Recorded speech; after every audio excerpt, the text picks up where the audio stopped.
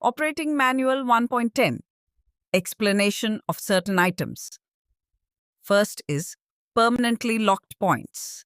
These are found in non-interlocked yards or non-interlocked portions of interlocked yards. These points are used to isolate running lines from non-running lines and vice versa. Keys of such points shall be kept under the custody of the station master except when handed over for the purpose of any work at the point. The arrangement prevents any movement between the running and non-running lines without the permission of the station master. Second is isolation.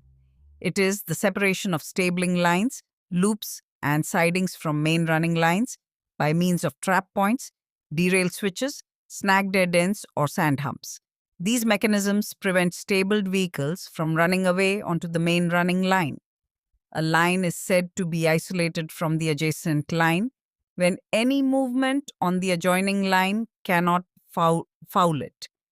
Third is panel interlocking. It is a system of power signaling where a lever frame is dispensed with. Small thumb switches or push buttons are provided for operation of signals and points. These are placed on an illuminated track diagram geographically in their respective positions. The interlocking is achieved electrically by means of relays. Fourth is route relay interlocking.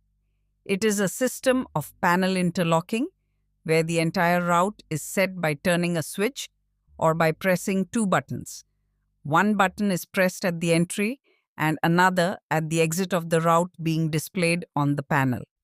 The setting and holding of the route and interlocking is achieved through electrical relays. Fifth is electronic interlocking, otherwise known as solid-state interlocking. It is a modern system of interlocking where the interlocking is effected through customized hardware and software. This enables operation through push buttons on the panel board or by giving necessary commands on the keyboard and mouse. The yard layout is displayed on the visual display unit.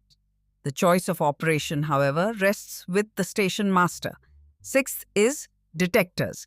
These are electrical or mechanical devices which prevent a signal being taken off unless the points which the signals protect are correctly set.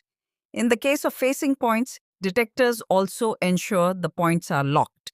Detectors also prevent the points from being worked until the signal has been put back to on. Seventh is a facing points lock. It is a plunger bolt provided at the facing points which ensures that the points are correctly set and locked. This prevents the points from being moved unauthorizedly.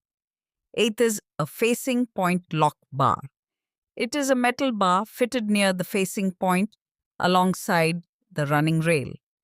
It is connected with the facing point lock lever in such a manner that the lever is prevented from being moved so long as vehicle wheels prevent the bar from being raised. Lock bars must not be less than 42 feet long for broad gauge. Ninth is a fouling bar. It is a bar provided at the fouling mark between two diverging lines. It prevents the points from being set and locked for a movement over one line while a train or vehicle is standing on the other line infringing the fouling mark. 10th is locking. A lever is said to be locked when in the normal position it cannot be pulled over. A lever is said to be locking another lever when owing to the former's remaining in normal or reverse position. The latter cannot be pulled over. 11th is track circuits. In this, the running rails are used as conductors of electric circuit. The current is fed from one end and a track relay is connected to the rails at the other end of the track.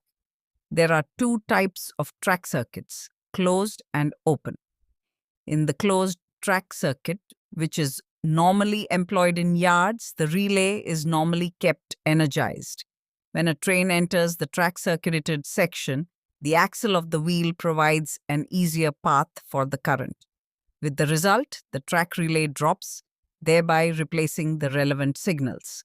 The open track circuits are usually of shorter lengths. These are provided for release of block instrument locks. Occupation of wagon axle completes the circuit, thereby actuating the track relay. For track circuit refer General Rule 10 to 57.